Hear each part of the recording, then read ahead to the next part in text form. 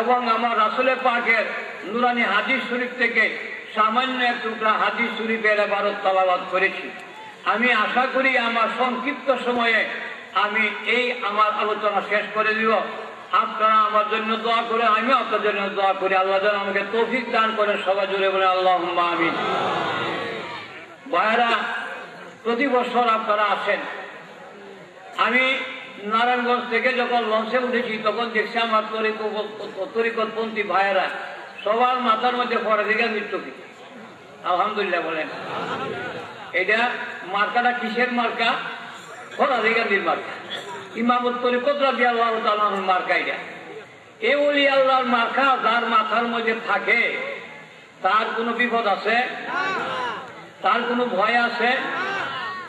ভাই বন্ধুরা আমার, কোনো ভয় নাই, কোনো চিন্তাও নাই, দুনিয়ার বালা মুসিবতের নাই, পরকালের বালা মুসিবতের নাই। কথাটা একটু ক্লিয়ার করতে যাই আমি আপনাদের খেদমত আরজ করতে আছি। হযরতে খাজা কুতুবউদ্দিন বখতারে কাকি রহমতুল্লাহ আলাইহি, হযরতে খাজা কুতুবউদ্দিন বখতারে কাকি রহমতুল্লাহ আলাইহি, যিনি নাকি হযরতে খাজা গরিবে নওয়াজ রাদিয়াল্লাহু তাআলা আনহুর প্রধান খলিফা। বাবা খাজা কুতুবউদ্দিন রাদিয়াল্লাহু তাআলা আনহুকে দিল্লির মধ্যে রাইখা আল্লাহর ওলি আরবি শরীফে এখানে ইসলাম প্রচারের জন্য ব্যস্ত হয়ে গেছেন। ওই দিকটা কিছু সংখ্যক মুনাফিক চক্রান্তকারীরা আল্লাহর ওলির মান সম্মান নষ্ট করার জন্য একটা তহমত তুলে দিছে খাজা কুতুবউদ্দিন বখতিয়ারি কাকি রহমতুল্লাহ আলাইহির উপরে। এমনকি একটা বিধবা মেয়েকে, গর্ভবতী মেয়ে হয়ে গেছে, বিধবা মেয়ে, তার স্বামী নাই, গর্ভবতী অপগর্ভ হয়েছে, ওই মেয়ের উপচারে দিয়া দিল্লির বাদশার কুড়ে কেই দায় করেছে। দিল্লির বাদশা খবর দিলেন, হুজুর আপনার বিরুদ্ধে এরকম অভিযোগ যদি সত্য হয়ে থাকে আপনি আমার কাছে বলেন, তার একটা সমাধান করার চেষ্টা করি। আর যদি আপনি অস্বীকার করেন তাহলে তো সাক্ষীর দরকার পড়বে। এখন কি করা যায়? আল্লাহর ওলি শুনে ত্যাগ করে মরে গেছে। আস্তে আস্তে আস্তে আস্তে বাবা কোর্টে যায় যখন হাজির হয়েছে, কোর্টে ডুববা আর প্রাককালে মনে মনে কয়, এত বড় বিপদ পড়লো আমার উপরে, আমার মালিক আমার মুর্শিদ কেবলা তো এখনো দুনিয়ার মধ্যে আছে, আমি কেন আমার বাবা মুর্শিদ কেবলারে বাবা খাজা গরিবে নওয়াজের খবরটা দিলাম না? যদি আমার মুর্শিদ আজকে সামনে থাকতো তাহলে আমার কতই না উপকার হইতো। এই কথাটা বলে যখন নাকি কোর্টের ভিতরে গিয়ে ঢুকছে, সে দেখে গো আল্লাহর ওলি খাজা গরিবে নওয়াজ মাইনুদ্দিন চিশতি আজমিরি সানজিরি রাদিয়াল্লাহু তাআলা আনহু কোর্টের মধ্যে দাঁড়ায়া রইছে। কাবা সূরত মানুষ নবী সব নবীর বাবা, হায়রে সূরত মানুষ নবী সব নবীর বাবা, দু জাহানের বাদশা নবীজি কাবার কাবা, দু জাহানের বাদশা নবীজি কাবার কাবা। ওই দিকটা একটা আরবেরা কাফেরেরা ষড়যন্ত্র করলো হযরত উসমান রাদিয়াল্লাহু তাআলা আনহুকে হত্যা করে দেওয়ার জন্য, কিন্তু পারে নাই। আবার অন্য কাফেরদের জন্য বাধা সৃষ্টি করলো, এমনি ভাবে উনি কত থেকে বেঁচে গেলেন। কিন্তু খবরটা মুসলমানের কাছে পৌঁছে সাহাবায়ে কেরাম আরজ করেন, ইয়া রাসূলুল্লাহ, খবর পাইলাম হযরত উসমানকে নাকি হত্যা করে শহীদ করে দিতে। তাহলে নবী গো, হযরত উসমান গনিকে যদি হত্যা করে দিয়ে থাকে তাহলে আমরা এখান থেকে ফেরত যাব না হযরত উসমানের প্রতিশোধ না নিয়া। ইয়া রাসূলুল্লাহ, আপনি বসুন, মেহেরবানি করে আপনার কদম মুবারকে ধরে, আপনার হাত মুবারকে ধরে আমরা বয়াত গ্রহণ করব। 1400 সাহাবী পুরুষ এবং মেয়ে লোকে মিলাইয়া আমার নবীর হাত মুবারকে ধরিয়া বয়াত গ্রহণ করলেন। আর এই বয়াতটাকে বলা হয় বয়াতে রাসূল। কি বলা হয়? আল্লাহ ওয়াজ করেন, ইন্নাল্লাযীনা ইউবাইউনাকা ইন্নামা ইউবাইউনাল্লাহ। হাবিব, নিশ্চয় আপনি যাদেরকে বয়াত করেছেন ওই বয়াত আপনি করেন নাই, নিশ্চয় আমি আল্লাহর বয়াত করেছি। সুবহানাল্লাহ। ভাই যাও, মাফিক ফিরে বইরে তোমার জন্য।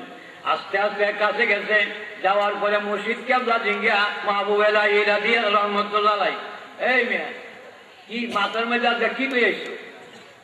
আজকাল বাইরে পূর্ণ মুনাদুল্লাহ রুমাল বাইরে সুন্দর কাজ কি আনছো? আল্লাহর ওলি জানেনি কি নিচে না নিচে?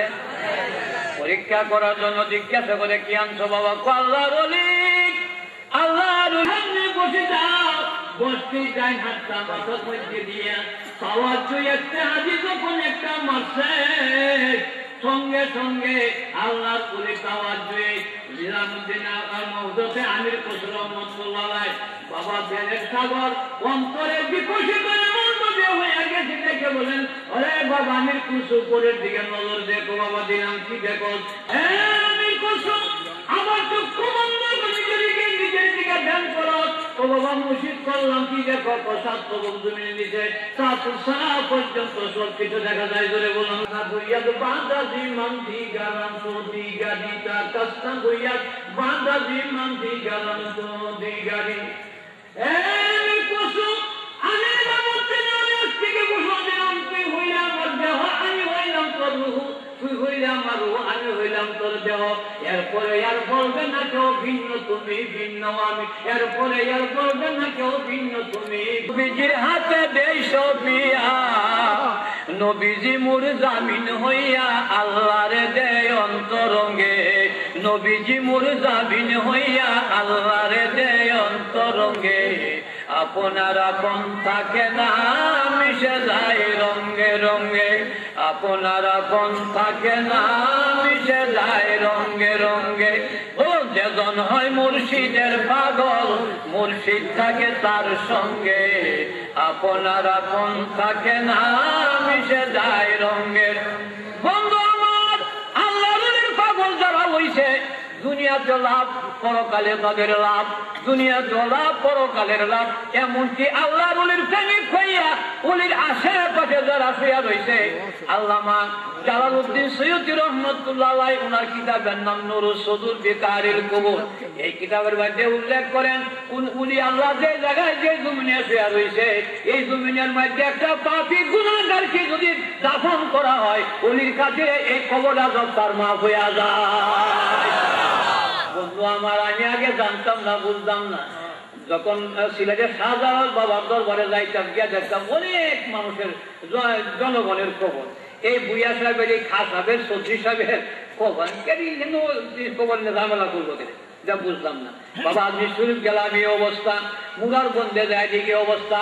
বাবা যখন পড়তে পড়তে কিতাবের যখন পাইলাম তখন ব্যাপারটা বুঝলাম। সিরিয়া দেশের মধ্যে এক লোক মারা গেছে, এই ছেলে স্বপ্নে দেখেছে, আর ছেলে স্বপ্নে দেখে বাবের কবরে আজাব হইতেছে। কান্নাকাটি করে দোয়া করছে, অনেক কোরআন তেলাওয়াত করে।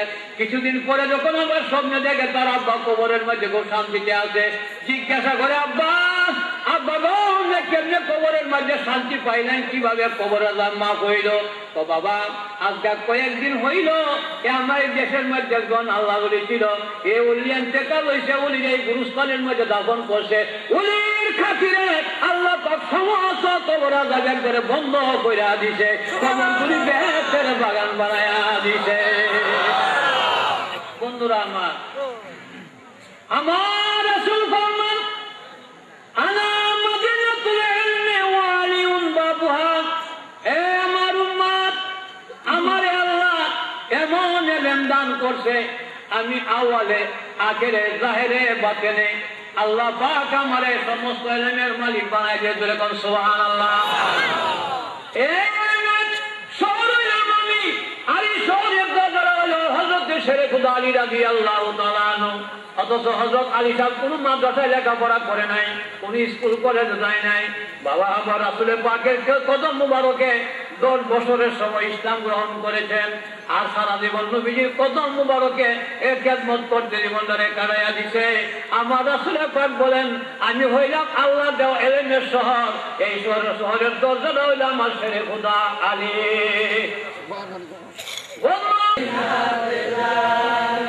আল্লাহ দাতা সর্বোপরি, নবী সর্বোত্তমকারী। সুরে বলেন ইয়া রাসূলুল্লাহ।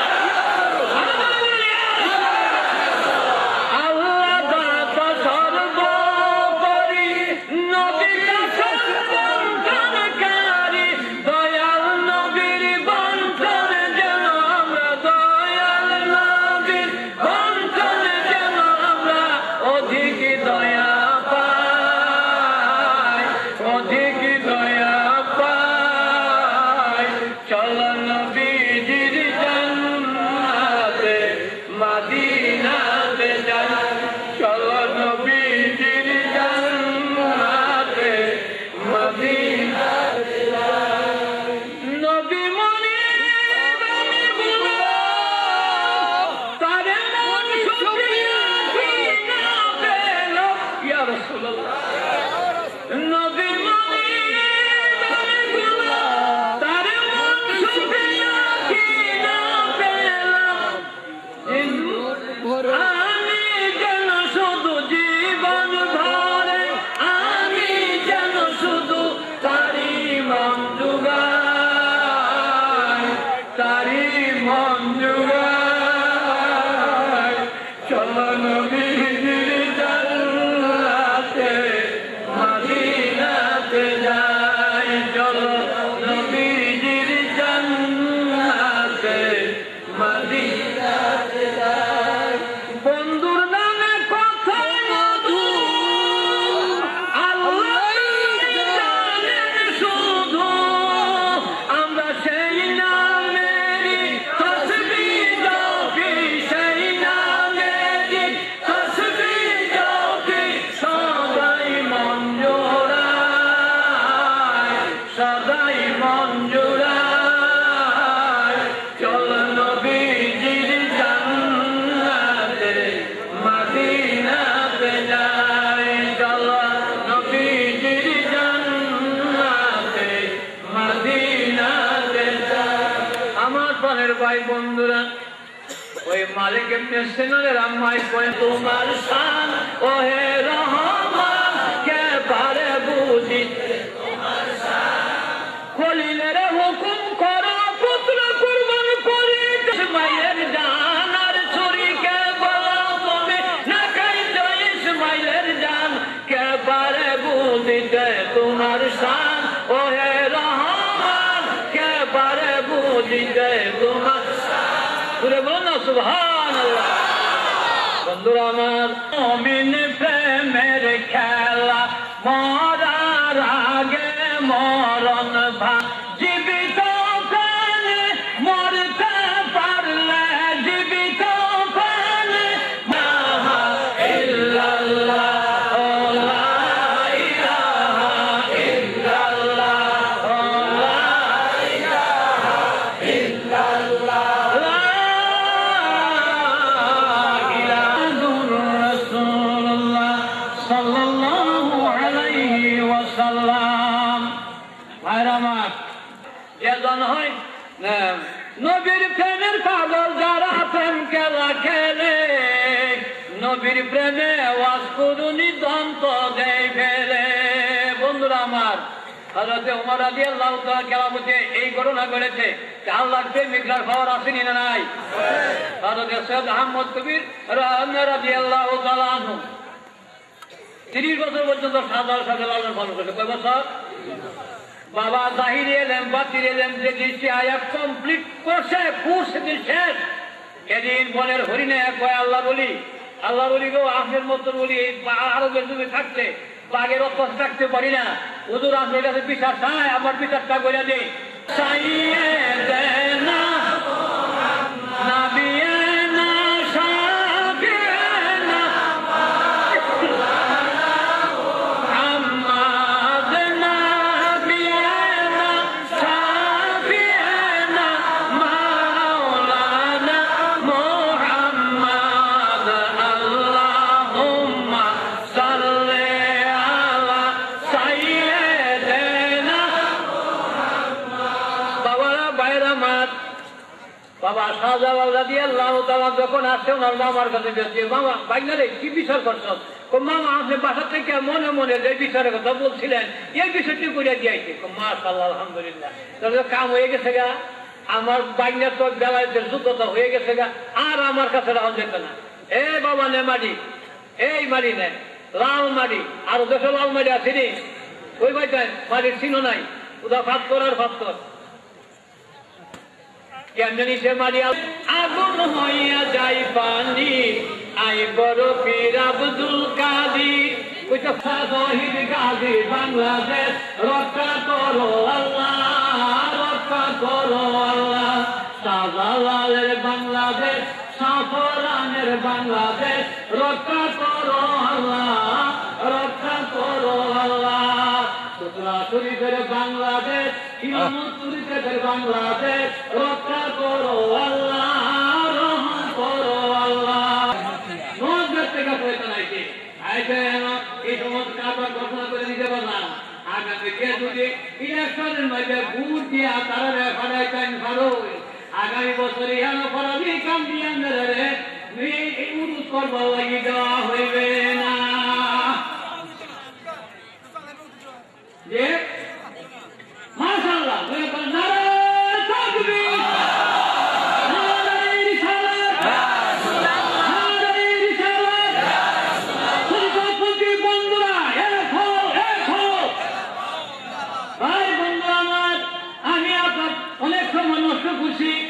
আমি শুধু দোয়া নেওয়ার জন্য আপনাদের কাছে উপস্থিত হয়েছি। সবাই আমরা দোয়া মধ্যে সামিল এবং করিয়েছি, এখন আমরা দোয়া করবো না। আল্লাহ শেষ মেহেরবানি এই মহান হস্তি আমাদের মাঝে এতক্ষণ যে নুরানি তাকবীর করে গেলেন, আল্লাহ রাব্বুল আলামিন যেন আমাদেরকে সেই অনুযায়ী আমল করার তৌফিক দান করুন। সবাই বলুন আমিন। নারে তাকবীর, নারে রিসালাত, নারে গাউসিয়া। হুজুরকে দেয় আগমন, হুজুরকে দেয় আগমন। নেলা ইসলাম, নেলা ইসলাম, উরুস শরীফ, উরুস শরীফ।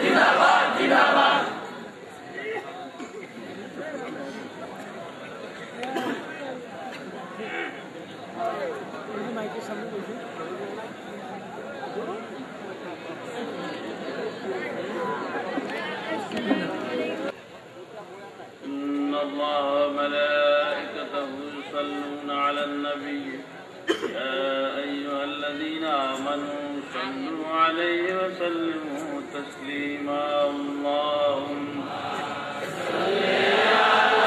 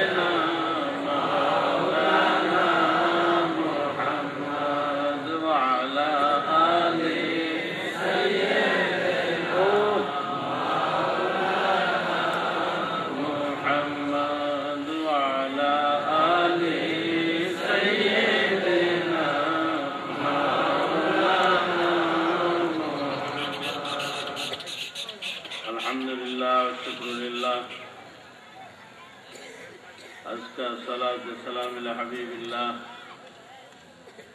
وعلى آله وصحبه ومن والاه في كل لمحة ونفس من كل ذرة عدد علم الله. الصلاة والسلام عليك يا رسول الله. الصلاة والسلام عليك يا نبي الله. الصلاة والسلام عليك يا حبيب الله.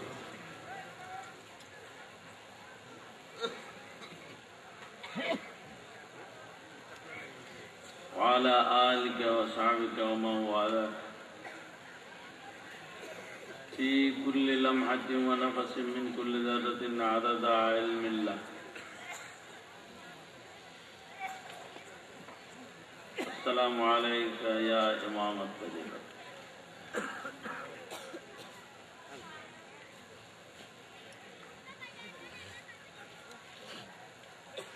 حاضرین مجلس علماء کرام،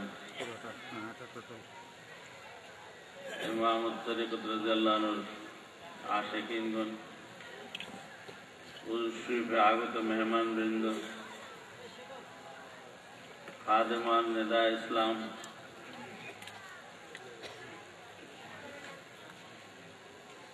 আশিকিন সালিকিন তরিকা আহমদিয়া, সবাইকে আসসালামু আলাইকুম ওয়া রাহমাতুল্লাহ।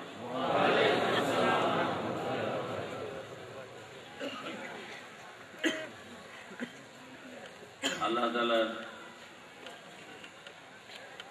খাস রহমত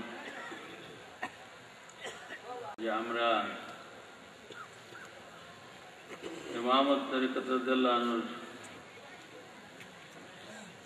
উরুস শরীফে শরীক হওয়ার তৌফিক পেয়েছি, আলহামদুলিল্লাহ ওয়া শুকরুলিল্লাহ।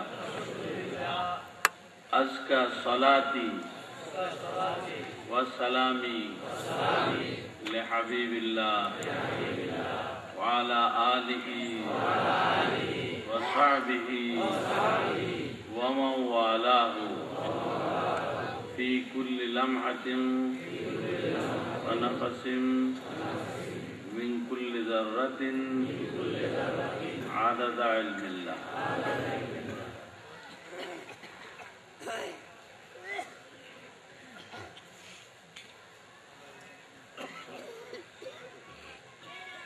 আল্লাহ তাআলার বিশেষ মেহেরবানি, যে জন্য বিশেষ শুকরিয়া আদায় করা দরকার। বিশেষ নেয়ামত, দেশের যেই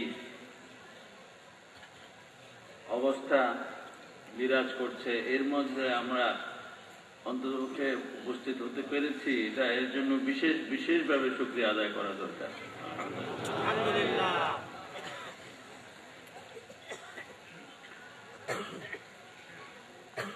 আসলে ওয়াজ নসিহত, এক রাত্রে আপনারা ওয়াজ নসিহত কতটুকু শুনবেন? তরিকতের নিয়মে ওয়াজ নসিহতটা এত বড় ধরনের, লম্বা ধরনের নয়, খুব সংক্ষেপ কথা। তরিকত শিখায় খুব সংক্ষেপ কথা। শরীয়তে বড় কথা আছে, তরিকতে বড় কথা নেই।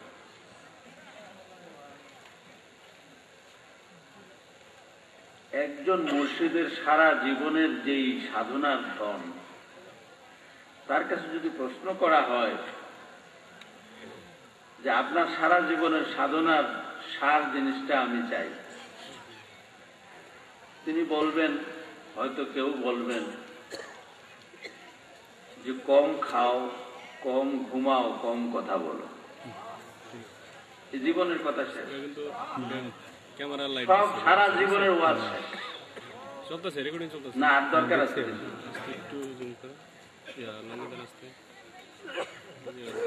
তো যতগুলো কথা এ পর্যন্ত আসছে, আল্লাহ হাবিব সাল্লাল্লাহু আলাইহি ওয়াসাল্লাম থেকে, এই কথাগুলো আমরা তরিকতের যে আমি শরীয়তের কথা যা আছে শরীয়তকে আলাদাভাবে আমরা চিন্তা করলে হবে না, তরিকতকে আলাদাভাবে চিন্তা করলে হবে না। শরীয়তকে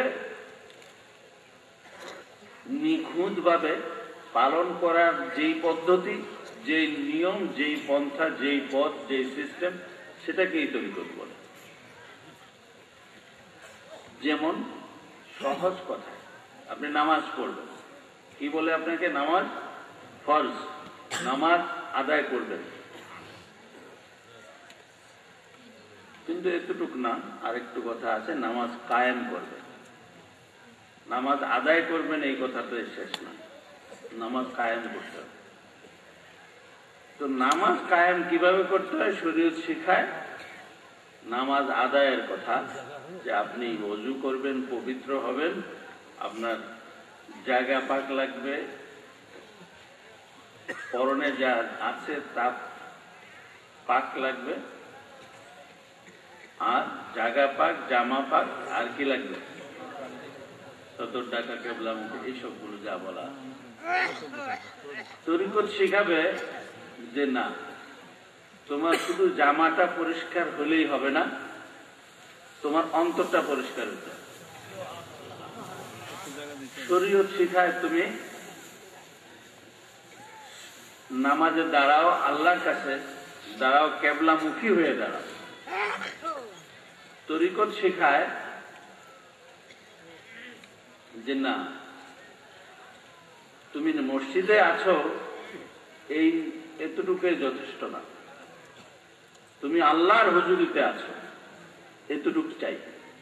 আল্লাহর সামনে তুমি দণ্ডায়মান, তুমি দাঁড়ানো আছো। তরিকত শিখায় যে মুমিন, তুমি নামাজ পড়বে, আল্লাহর সামনে দাঁড়ায় যাও। শরীয়ত কি শিখায়?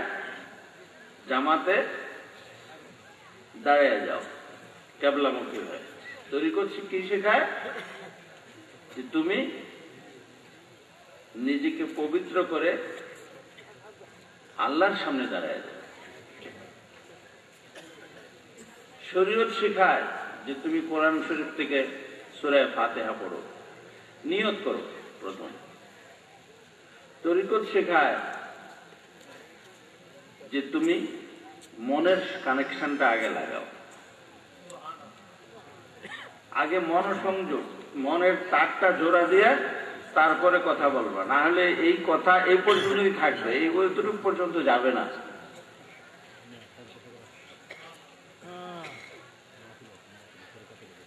শরীয়ত শেখায় যে সূরা ফাতিহা পড়তে হবে। তরিকত শেখায় তুমি আল্লাহর সাথে কথা বলো। এবার সূরা ফাতিহার মধ্যে আল্লাহ তাআলা কথা বলছেন বান্দার সাথে, তুমি আল্লাহর সাথে কথা বলো। এবার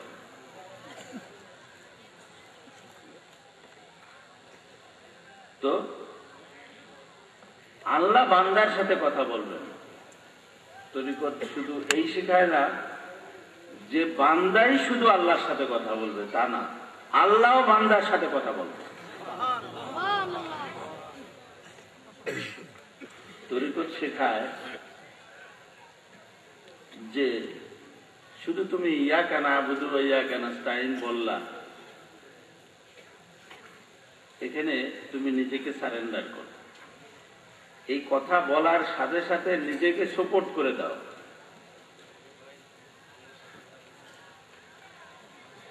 এরপরে তোমার যেন খুদির বাংলা কি? আত্মপরিচয় বলতে তুমি শব্দটা যেন না থাকে। আমিত্ব থাকতে পারবে না। তোমারই জন্য যখন তখন আমার তো বলতে কিছু নেই। যখন আমিত্ব আসবে তখন দ্বিত্ব আসবে। আমিত্ব বলার অধিকার একমাত্র আল্লাহ তাআলা। আমি বলার আমিত্ব একমাত্র আল্লাহ তাআলার অধিকারে আছে, কোন সৃষ্টির অধিকারে নেই। তাই যদি কেউ আমিত্বকে আনে দাঁড় করায়, তাইলে দুইটা আমিত্ব একসাথে কাছাকাছি পাশাপাশি দাঁড় করানো হবে। একটা আল্লাহ তাআলার আমিত্ব, আরেকটা মাখলুকের সৃষ্টির আমিত্ব। সৃষ্টির আমিত্ব আল্লাহ তাআলা সহ্য করেন না, এটাকে শিরক বলে। এই আমিত্ব যদি এসে যায় কোনো বান্দার মধ্যে, তাইলে তার শিরক হয়ে যাবে। আল্লাহ তাআলা সমস্ত গুনাহ ক্ষমা করে দিবেন, কিন্তু একটা গুনাহ ক্ষমা করবেন না, এক প্রকার গুনাহ ক্ষমা করবেন না, সেটা হলো শিরক। এর অর্থ বান্দার মধ্যে যখনই আমিত্ব আসবে, তখনই তার থেকে আল্লাহ তাআলার থেকে তার সম্পর্কটা কাট অফ হয়ে গেল, বিচ্ছিন্ন হয়ে গেল। যেই সম্পর্ক আল্লাহ এবং বান্দা, খালেক এবং মাখলুক, স্রষ্টা এবং সৃষ্টির মধ্যে থাকবে, সেই সৃষ্টির সম্পর্কটা আর রইল না। সেই জন্য এটা এই জিনিসটা আল্লাহ তাআলা বরদাস্ত করেন না। তো এখন একটা কথা মনে রাখতে হবে যে কেউ যদি আমার শত্রু হয়, তাহলে সে আমাকে ধোঁকা দেবে, আমাকে আমার মূল্যবান জিনিস, অমূল্য রত্ন যাই কিছু আছে, এগুলো আমার হরণ করার চেষ্টা করবে। সে কিন্তু ধোঁকার মাধ্যমে করবে, ধোঁকার মাধ্যমে বোকা বানাবে, তারপরে আমার জিনিসগুলো হরণ করতে পারবে। এর আগে পারবে না। আমি যতক্ষণ সজাগ আছি, ততক্ষণে আমি পকেট সম্বন্ধে আমার খেয়াল আছে, আমার ধন সম্পদ সম্বন্ধে আমার কাছে কি আছে এই সম্বন্ধে যতক্ষণ আমি সজাগ আছি, ততক্ষণ জন্য পকেট মার সম্ভব না। আমি যখনই বেখেয়াল হব, অসাবধান হব, তখনই পকেট মার সম্ভব, হরণ করা সম্ভব। তরিকত কি শেখাবে? যে তুমি সব সময় সাবধানী হবে।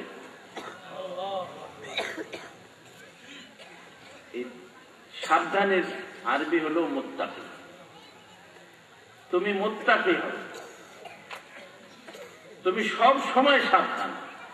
এর অর্থ তুমি ঘুমেও সাবধান, শুধু জাগরণে নয়, তুমি ঘুমের মধ্যেও সাবধান আছো। কিরকম? আমি যদি ঘুমিয়ে যাই, তারপরে আবার সাবধান দেয় কেন? আমার তো হুঁশই নেই না।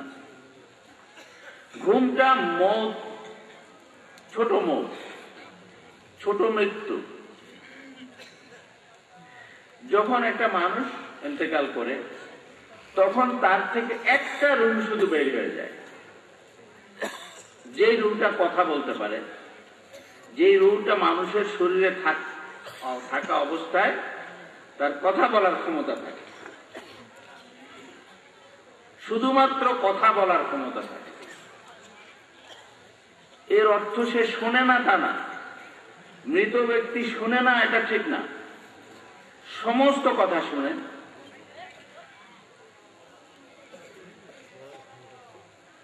একবারে সেই হাদিসের মধ্যে আছে, বুখারী শরীফ আছে, মুসলিম শরীফই আছে, যে দাফন করার পরে যখন মানুষগুলো চলে যায়, তাদের জুতার আওয়াজ যতক্ষণ পর্যন্ত শুনে, আওয়াজটা আসে ততক্ষণ পর্যন্ত সে শুনে। মানে জুতার আওয়াজ শোনা অর্থ হলো তারা এখন আর কেউ নাই, ঠিক না? যতক্ষণ জুতার আওয়াজটা বন্ধ হওয়া অর্থ হলো এখন আর কেউ রইল না বাকি। যাদের সম্বন্ধে ভাবছিল এতক্ষণ এরা আমার সাথে যাবে, তারা কিন্তু কেউ নাই। চলো, একজন মৃত ব্যক্তি সব শুনে, সে ব্যথা অনুভব করে। যখন গোসল দেয় তখন বলে আমাকে আসতে না, আমি ব্যথা পাই, কষ্ট হচ্ছে আমার। সে কথা বলতে পারে, অর্থ হলো সে বলে ঠিকই, কিন্তু তার কথাটা যে প্রকাশ করার যেই শক্তিটা ছিল তার মধ্যে, যে রূপটা ছিল, সেই শক্তিটা চলে যায়। কিন্তু তার শুনতে অসুবিধা নেই, সে সবার কথা শুনে, সবার আওয়াজ শুনে, কেউ সালাম দিলে শুনে, দোয়া করলে শুনে। তার জন্য যদি কেউ সদকা দেয়, কেউ যদি দান খয়রাত করে, এগুলো যখন পৌঁছে সে দেখে, তার জন্য উপহার যখন পাঠায় আর ছেলে সন্তানরা, আত্মীয় স্বজনরা, মহব্বতের বন্ধু বান্ধবরা, তখন সে এগুলো দেখতে পায় তার কাছে উপহার আসছে, কে পাঠাচ্ছে তাও জানে। অর্থাৎ মৃত ব্যক্তি এই কথা খেয়াল করা ঠিক না যে সে তো কিছুই বোঝে না, গেছে গেছে।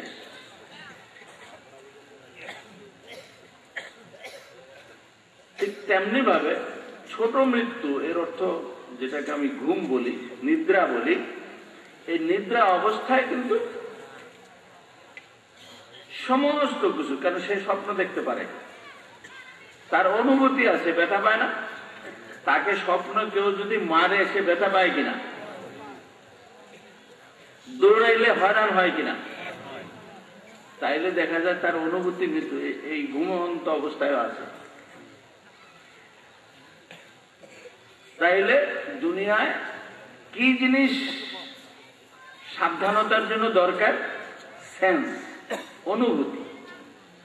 এই অনুভূতিটাকে সবসময় জাগ্রত রাখে।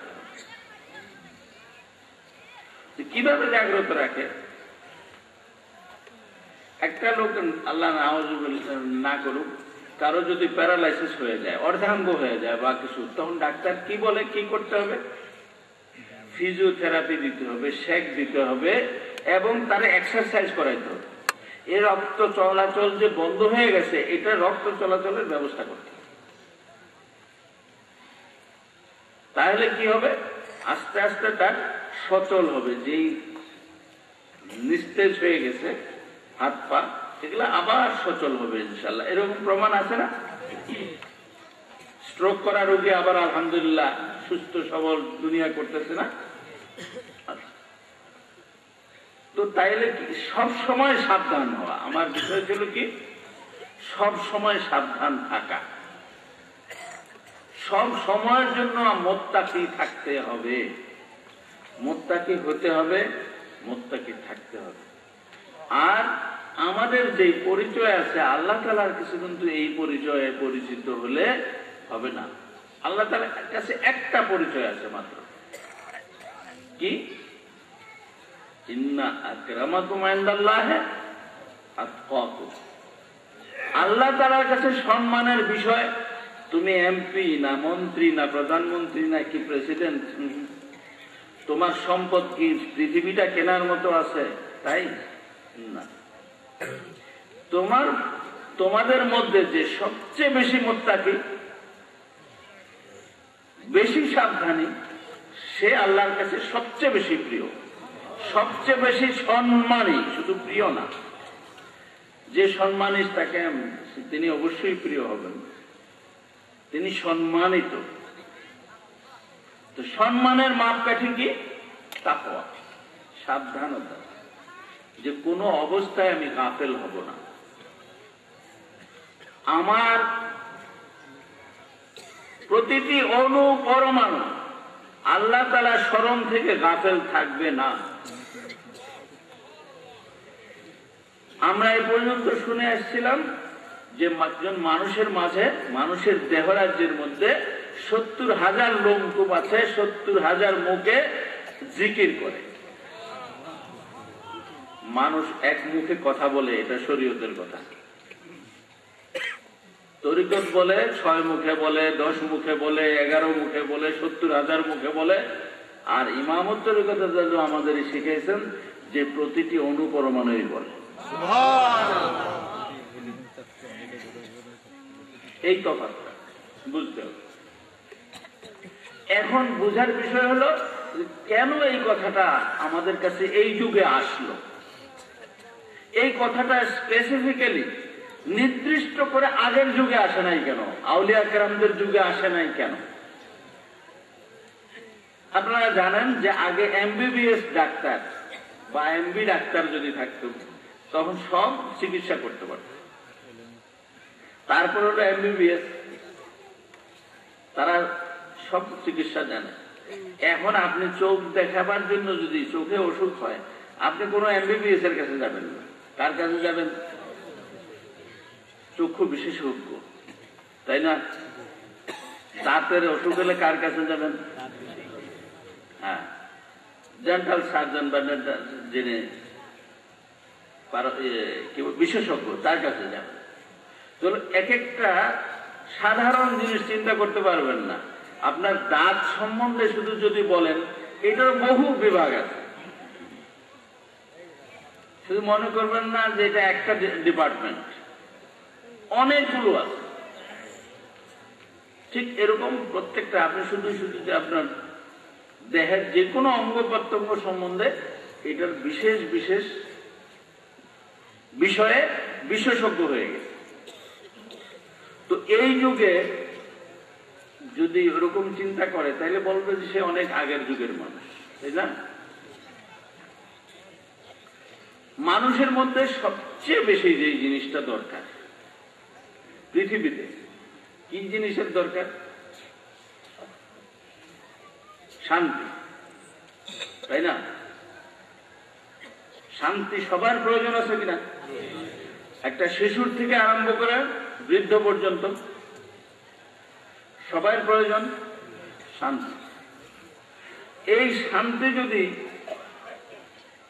অর্জন করতে হয় অথবা বজায় রাখতে হয় অথবা রক্ষা করতে হয়, তাইলে তার মধ্যে যে জিনিসটা দরকার, হ্যাঁ, আগে জিনিস ছিল অনুশোচনা,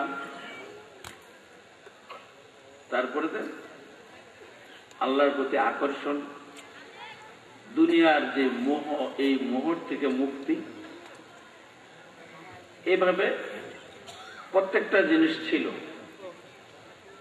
যেমন সবর, যেমন শুকরগুজারি, যেমন তাওয়াক্কুল, যেমন কানাত, যেমন তাকওয়া, সাবধানতা, এগুলো সব ছিল।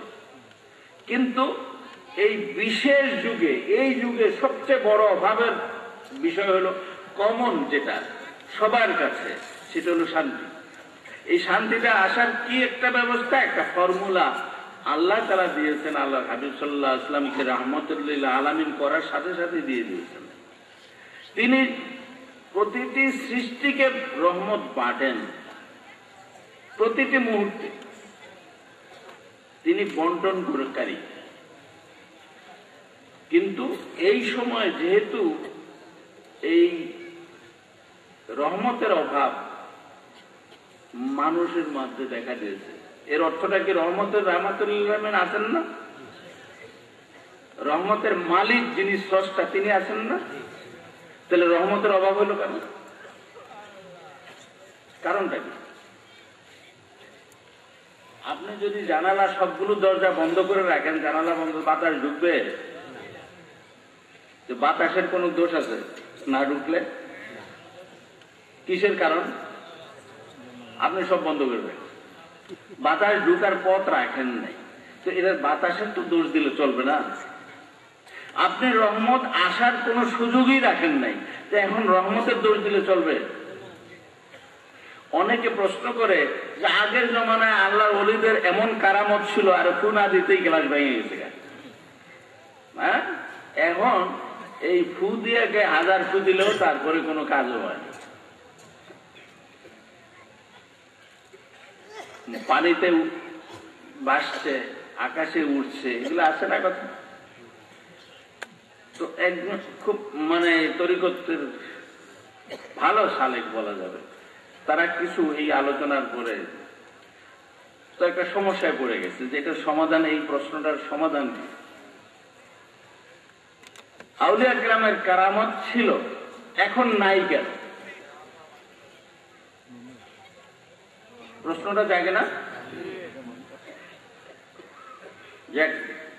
আমার কাছে আলোচনার জন্য আসলো, তা আমি একটু মুচকে হাসতেছি, কিছু বলতেছি না। বলে, হুজুর আসলেই আমরা কিন্তু মন থেকে আসছি সমাধানের জন্য।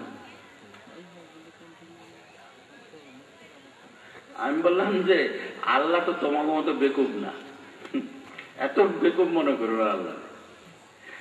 এখন যদি কোনো ওলিরে এরকম পাওয়ার দেয়, তাহলে তোমরা তো আল্লাহরে বাদ দেয় ওই বাটারই আল্লাহ বানানো শুরু করে দেবা। তো আল্লাহ চায় না আরেক আল্লাহ বানাইতো। কি কইছি না একটু আগে, শিরিক ওই যে দীপ্ত যখনই এসে পড়বে তখন আল্লাহ কেটে নামায় দেয়, আমি রইলাম, তাই না? তাইলে কোনো কারামত আর চলবে না। কেউ যদি যেই কারামতের চোখে আল্লাহরে বাদ দিয়ে দেয়, এমন কারামতি আল্লাহ কোনো অলিরে দিবেন না। যখনই দেখবেন তখন তার থেকে ছিনিয়ে নিয়ে নেবেন দরকার মতো। এতে কিন্তু অলির কোনো কমবে না, অলি অলি ঠিকই থাকবেন। কিন্তু এই অলির কাজটা হলো আল্লাহর পর্যন্ত পৌঁছার জন্য কি করে সে আল্লাহর বন্ধুর কাছে পৌঁছায় যায়। উদ্দেশ্যটা কি? আল্লাহর কাছে পৌঁছায়। তো এখন অলি নিজেই যদি আল্লাহ বনে যায়, নাউজুবিল্লাহ, তাইলে কি হবে অবস্থাটা? আল্লাহ এটা পারমিশন দিবে? দিবে না। এই জন্য কি করতে হবে? সব সময় খেয়াল রাখতে হবে যে আমার কথার মধ্যে, আমার আচরণের মধ্যে, ভাব ভঙ্গির মধ্যে এমন কোন ইঙ্গিতও যেন না থাকে যার দ্বারা বেয়াদবি হয়। শুধু আল্লাহ তাআলার সাথে নয়, আল্লাহর হাবিব সাল্লাল্লাহু আলাইহি ওয়াসাল্লামের সাথে বেয়াদবি যেন না হয়, আউলিয়া কেরামের সাথে যেন বেয়াদবি না হয়। তবে একটা জিনিস এখনো আছে, এই কারামত না থাকতে পারে, কিন্তু একটা জিনিস এখনো সত্য, সেই ঘোষণা আল্লাহ তাআলার ঘোষণা, মান আদালি ওয়ালিয়ান। আমার কোন বন্ধুর যদি কেউ দুশ্মন হয়ে যায়, বা আযানতু বিল হারব, আমি তার বিরুদ্ধে যুদ্ধ ঘোষণা করি। আমার অলির কেউ দুশ্মন হলে সে দুশ্মন আমার অলির না, আমার দুশ্মন। অতএব তার বিরুদ্ধে যুদ্ধ ঘোষণা। এই জিনিস কিন্তু কিয়ামত পর্যন্ত থাকবে, এটা কোনোদিন বাদ পড়বে না। এই জন্য দেখা যায় আল্লাহর ওলি জানেন না, অথচ অ্যাকশন হয়ে গেছে, মনে মনে বেয়াদবি করছে, কিন্তু ঠিকই শাস্তি হয়ে গেছে। এই প্রমাণ কিন্তু আপনারা এখানে বসা আছেন অনেকে দিতে পারবেন, আমি চিনি অনেকে।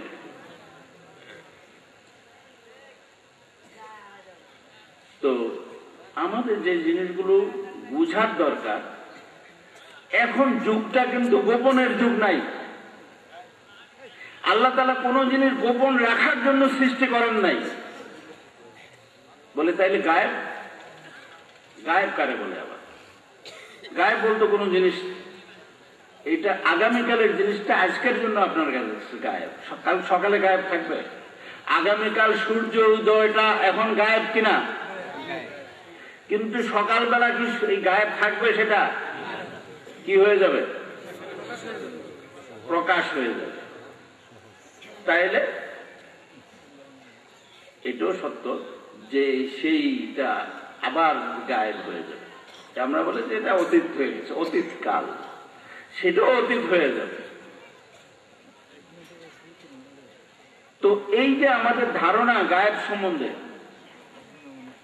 আল্লাহ তাআলা কই হাফেজ সাহেব আছে না, ইয়ে আছে না, হাফেজ রফিকুল ইসলাম আছে? আচ্ছা, আরে হাফেজ হইলে কি অর্থ বলতে পারবে না, তফসির বলতে পারবে, যারা বুঝে তারা বলতে পারবে। আল্লাহ তাআলা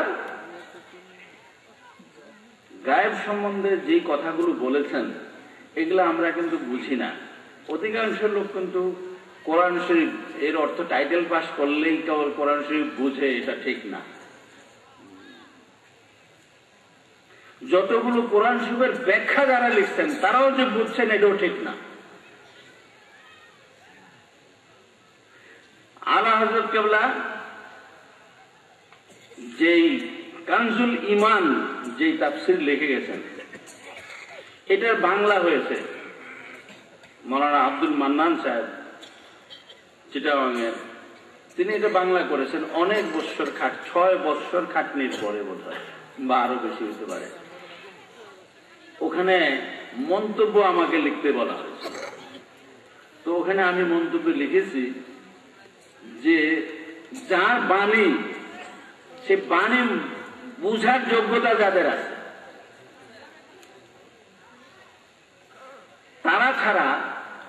অর্থ করলে, ব্যাখ্যা করলে সেই ব্যাখ্যা হয় না।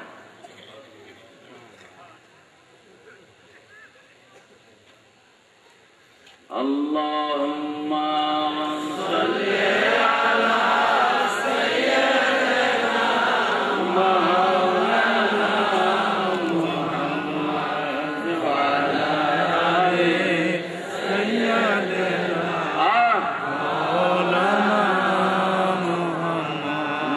আল্লাহুম্মা সাল্লি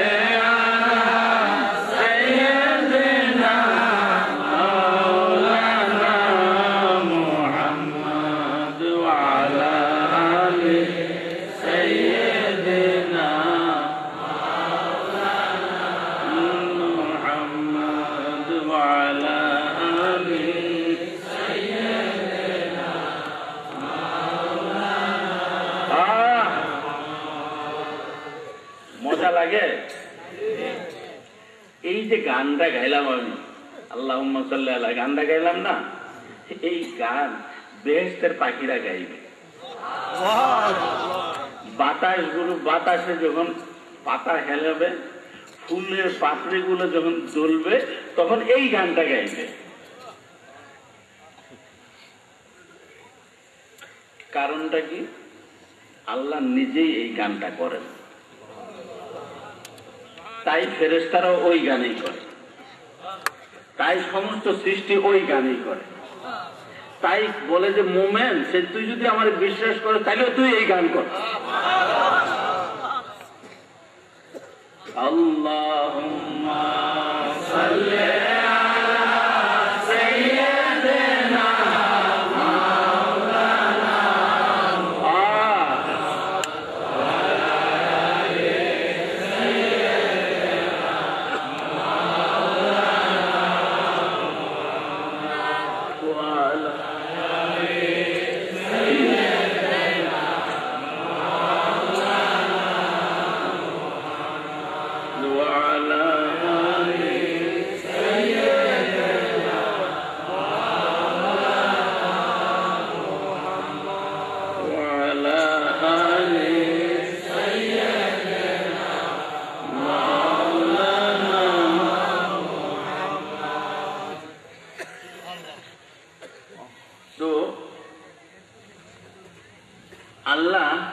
আল্লাহ যাকে ইচ্ছা করেন।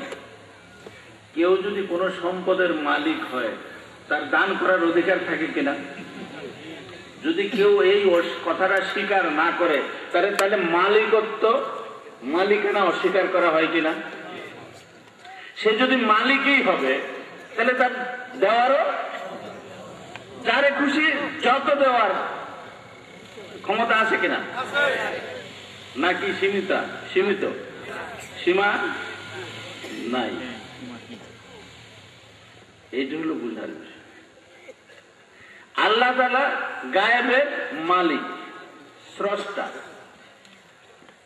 কিন্তু আল্লাহ তাআলা জানিয়ে দিয়েছেন যে আমার কাছে যারে ইচ্ছা আমি তারে জানাই দিই।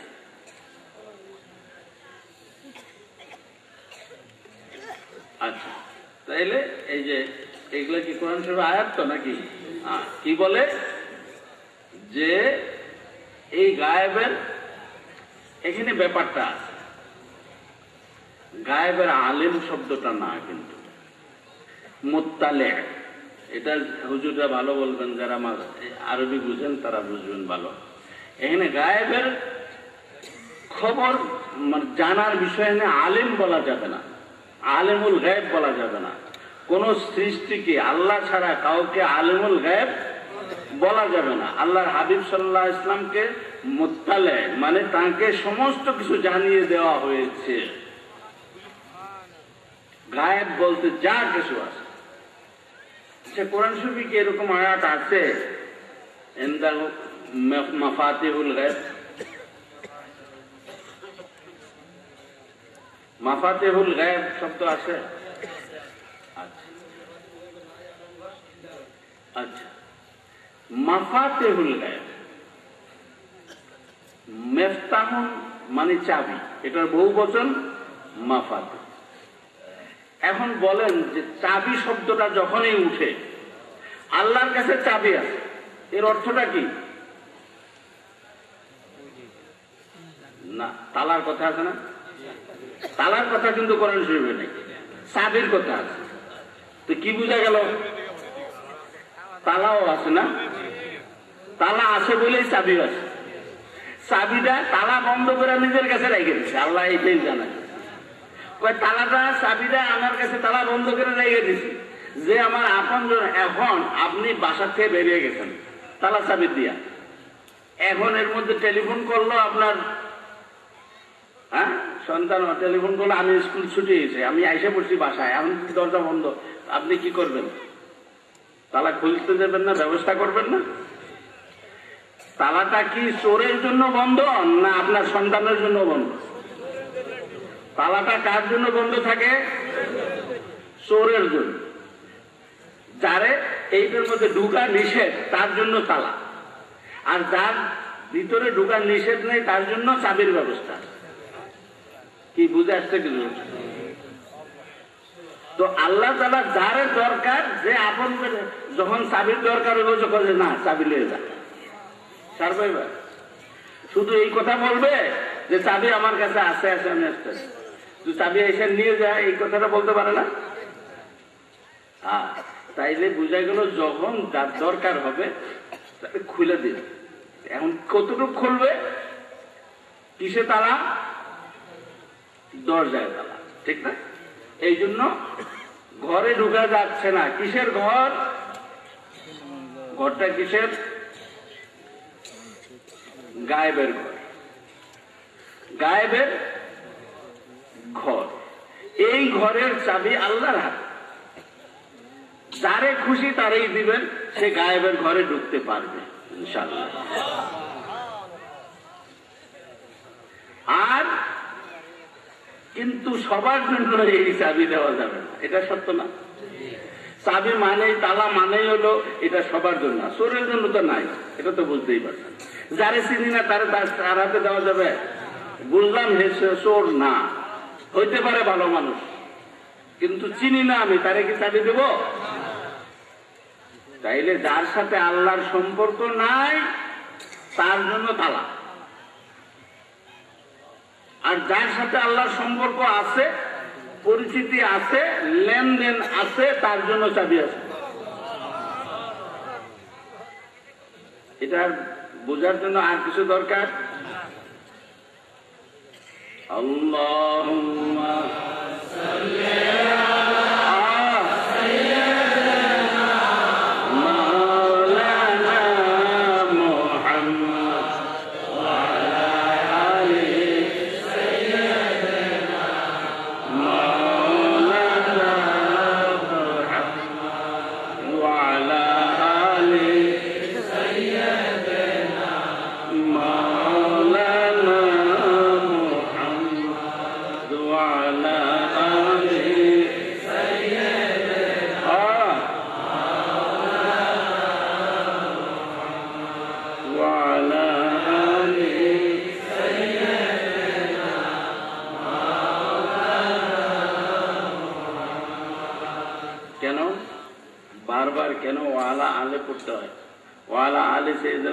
কেন পড়তে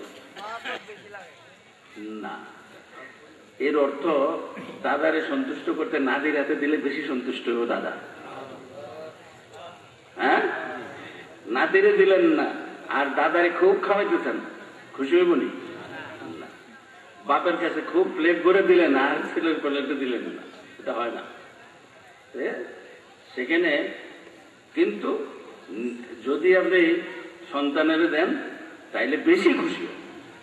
সেই জন্য ওয়ালা আলি সাইয়্যিদিনা মাওলানা মুহাম্মদ ওয়ালা আলি সাইয়্যিদিনা মাওলানা মুহাম্মদ ওয়ালা আলি সাইয়্যিদিনা মাওলানা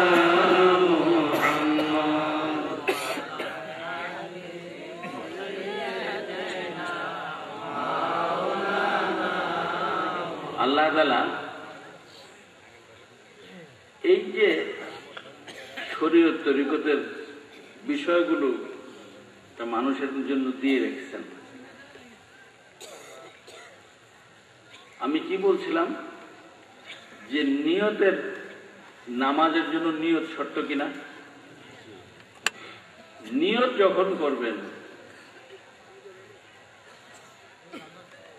তখন নিয়ত বলতে কি বোঝায়? আপনারা হাত উঠান কেন? আল্লাহু আকবার করে এরকম হাত তুলেন কেন? হাত তুলেই রাখেন না, ফেলে দেন? কি বলেন? আল্লাহু আকবার। এর অর্থ হলো আল্লাহ ছাড়া, আল্লাহরই রাখলাম, আর সব ফালাই দিলাম, আর কারোর সাথে আমার সম্পর্ক নাই। আল্লাহর সাথে সম্পর্ক আছে, আর কারোর সাথে নাই। এই কাজটা করেন না? হয়তো আমার মতো এরকম এক্সারসাইজ করেন না, কিন্তু ব্যাপারটা তো এই তো ঘটনা। কেউ এরকম করেন, কেউ এরকম করেন, এগুলা নিয়ম না। নিয়ম হলো প্রকাশ্য আপনার অঙ্গভঙ্গিতে থাকতে হবে যে আপনি সব বাদ দিলেন। কেউ আবার এরকম করে মানে আবজয়ে ধরে, হ্যাঁ, কোলে লয়, দেখো বাদ দেওয়ানোর কথা, হ্যাঁ কোলে লয়ে যায় নামাজের খাওয়ানোর সময়, করে না? এরকম করে ধরে, করে কিনা? তাহলে এখন কি বাদ দিবেন না রাখবেন? সব বাদ দিতে। আচ্ছা, এই হাদিস শরীফটা কে না জানে? এবং বুখারী শরীফের প্রথম হাদিসে এই কথাটা বলা আছে না, ইন্নামাল আমালু বিন্নিয়াত। এই হাদিস শরীফ এখন এই আলোচনা করতে গেলে তো কয়েক রাত শেষ হলো, আলহামদুলিল্লাহ এই কথার শেষ হবে না। এখানে এই নিয়তের মধ্যে আমি কি দেখালাম একটু আগে আপনাদের? অঙ্গভঙ্গিতে কি দেখালাম?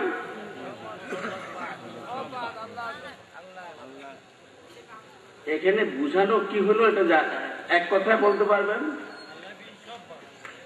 না। যদি কিছু পাইতে হয় তাইলে কিছু ছাড়তে হয়, বুঝছেন এবার বাংলা? যদি আল্লাহরে পাইতে হয় তাহলে সব ছাড়তে হয়। ছাড়লেন নাকি না? এটা অসুবিধা হবে? আল্লাহুম্মা সাল্লি আলা সাইয়্যিদিনা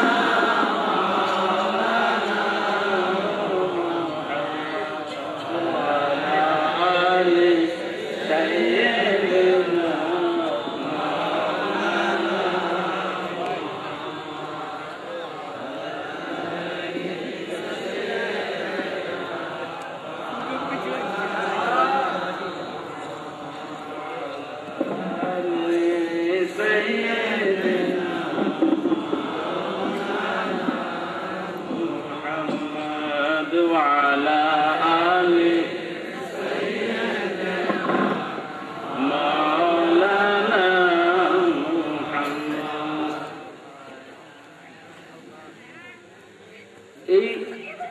যারা মুহাদ্দিসিন বা যারা উস্তাদ আছেন বা যারা হাদিসের দর্শ বুঝেন তাদের জন্য বলছি,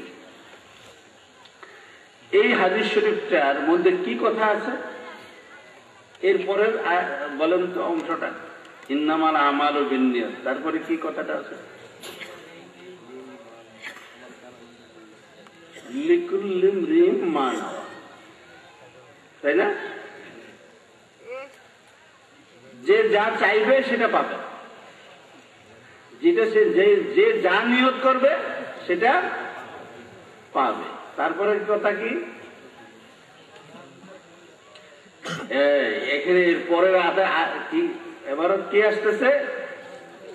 ফামান কানা হিজরাতু ইলাল্লাহ ওয়া রাসূল, আল্লাহ এবং রাসূল সাল্লাল্লাহু আলাইহি ওয়াসাল্লামের জন্য যদি হিজরত হয়, কেউ এই নিয়তে যদি হিজরত করে যে আল্লাহ এবং আল্লাহ রাসূলকে পাবো,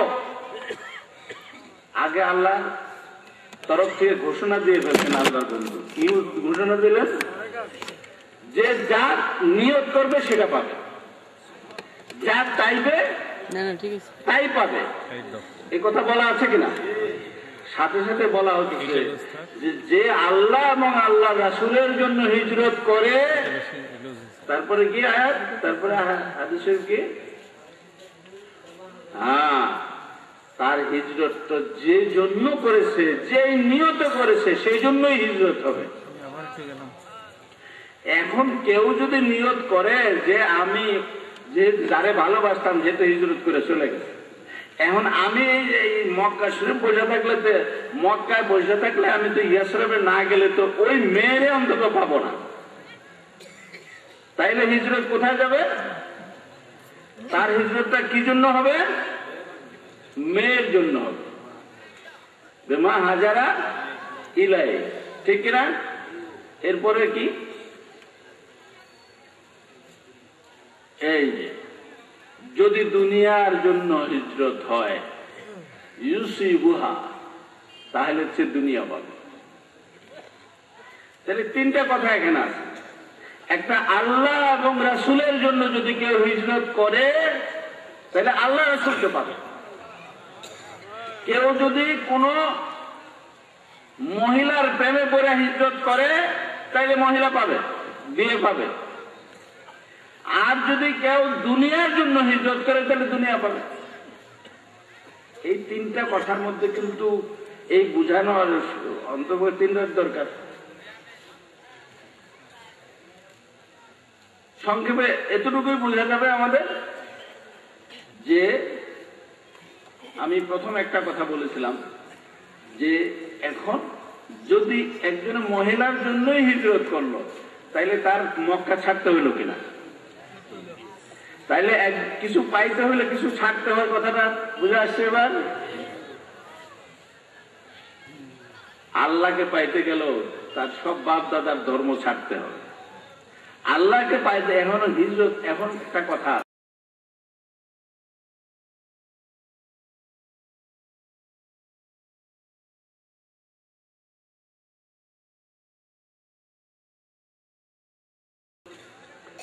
ইয়াসরিবে গেছেন, তো ইয়াসরিবে যাওয়া, ইয়াসরিব পরে মদিনা হয়েছে, মদিনাতুর রাসূল সাল্লাল্লাহু আলাইহি ওয়াসাল্লাম, যেই কারণে এটা রাসূল সাল্লাল্লাহু আলাইহি ওয়াসাল্লামের শহর।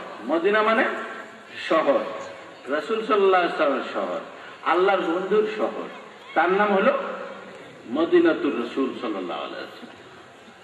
আমি একদিন আমার রেফাই তরিকার মুর্শিদ কেবলার সাথে ওই কথা বলতে জন্য আমি টেলিফোনের চেষ্টা করতেছিলাম মদিনা শরীফ থেকে। আমি বলতেছি, এখন আমার প্রশ্ন করতেছে টেলিফোন অপারেটর, মিনাইয়ে মদিনা, তুমি কোন মদিনার থেকে, কোন শহর থেকে বলতেছো? আমি তো মনে করছি মদিনা বোধহয় পৃথিবীতে একটাই আছে, আমার কাছে তো দুইটা নাই, এটা তো সত্য কথাই নাকি? তখন এবারে বারবার ওই কায়দা করতে আছে, কোন মদিনার থেকে করতেছে? আমি 3 বার 4 বার যখন কইছো তখন বুঝছি আমি যে ও আচ্ছা। তখন বললাম যে মদিনাতুল মুনাওয়ারা, মদিনাতুল মুনাওয়ারা, এটা বুঝাই দিলাম। তখন বলছে আচ্ছা এইবার ঠিক করে বলছি, এতক্ষণ ভুল বলছি আমি। হ্যাঁ, আচ্ছা। তো এখানে কি হলো? হিজরত, আগেই বলছি আমি যে এই হিজরত অর্থটার দ্বারা বোঝানো হলো যে যদি তুমি আল্লাহ আল্লাহ রাসূলকে পেতে চাও তাহলে তোমার হিজরত করতে হবে। বাড়ি থেকে কেমনি হিজরত করবে? কি সব মদিনায় চলে যাবেন? মদিনায় সবাই চলে যাবেন? এটার নাম হিজরত? এটা কি সম্ভব? এটা কি বাস্তব? হ্যাঁ, আপনি যেখানেই থাকেন না কেন আপনার চিন্তায় মদিনা, আপনার মনে মদিনা, প্রাণে মদিনা। মনে মদিনা, প্রাণে মদিনা, মদিনা বিনা বোঝে না। মনে মদিনা, প্রাণে মদিনা, মদিনা বিনা মোমেন বোঝে না। নবীজির কাছে মক্কা প্রিয়, আল্লাহর কাছে প্রিয় মদিনা, কাছে মদিনা মনে মদিনা প্রাণে মদিনা মদিনা বিনা বুঝে না যার হয় না তুলনা নবীজি রওজার হয় না তুলনা যার জুতার দোলার শোধন না যার জুতার দোলার শোধন না মনে মদিনা প্রাণে মদিনা মদিনা বিনা মন বুঝে না জেগে মদিনা নিদে মদিনা জেগে মদিনা মদিনা ত্যাগে মদিনা প্রেমে মদিনা ত্যাগে মদিনা মনে মদিনা প্রাণে মদিনা মদিনা বিনা মোমেন বুঝে না সুখে মদিনা সুখে মদিনা দুঃখে মদিনা মদিনা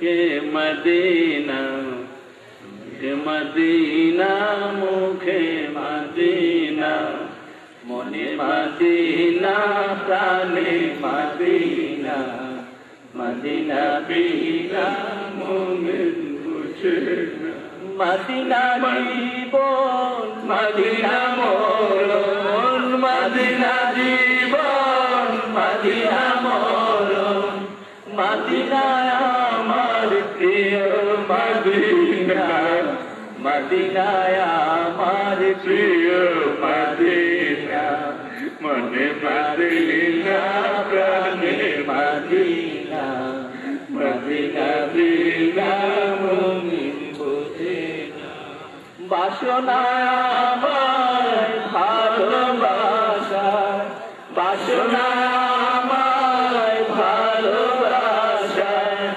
মদিনা শুধু মোর ভাবে না মদিনা শুধু মোর কামনা মনে মদিনা প্রাণে মদিনা মদিনা বিনা মোমেন বুঝে না Medina Medina Medina Medina Medina Medina Medina Medina Medina Medina Medina Medina Medina Medina Medina Medina মনে মদিনা প্রাণে মদিনা মদিনা বিনা মোমেন বুঝে না মনে মদিনা প্রাণে মদিনা